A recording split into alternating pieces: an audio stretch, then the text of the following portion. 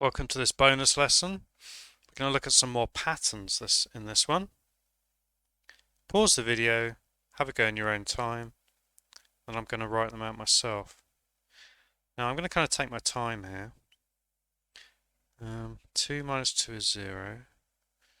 Minus 2 is like minus 2 on the number line. And if I add 1 to it, it doesn't get it all the way to 0. And then if I start at 0 and then just minus 2, well, that's obviously just minus. Oh, I'm starting to see the pattern here. Oh, yeah, this works. Minus 1, and then another minus 2 means I got minus. That's like I owe someone £1 and I owe someone else £2. And I owe a total of minus 3. I owe a total of £3. Minus 4, minus 5. For all of these, you might try and find things it particularly helps you with. Maybe that helps you understand this one better. Because you can maybe look at it and go, I've always thought that style of sum is odd. Now I can see it as part of a pattern. It makes more sense. Let's do the next pattern. Pause the video, have a go in your own time. I'm now writing my answers out. To me, the first three are fairly easy. 0 times something is just 0.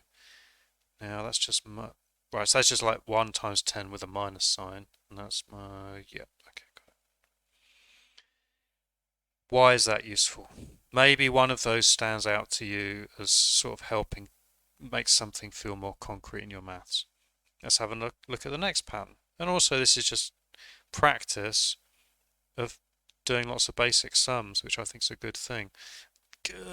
Minus 2. Do you know what? I was struggling with the first two, and then I realised that down the right hand side it's just all minus 2, so it's like the minus 2 times table. So what's 2 minus 2 is minus 4. What's 1 minus 2? What is 0 minus 2 is none. Here's the interesting one, and this is what I would immediately circle in red. I think this is kind of interesting observation on what minus times minus means. It's like you're counting minus objects, but you're counting minus ones, so you end up with a plus. I don't know. That helps me. Might help you. But again, you find the value you can find in these patterns. A lot of students say these patterns really help them. Let's look at the next one. What times table is this? Which sums are standing out as helping you think?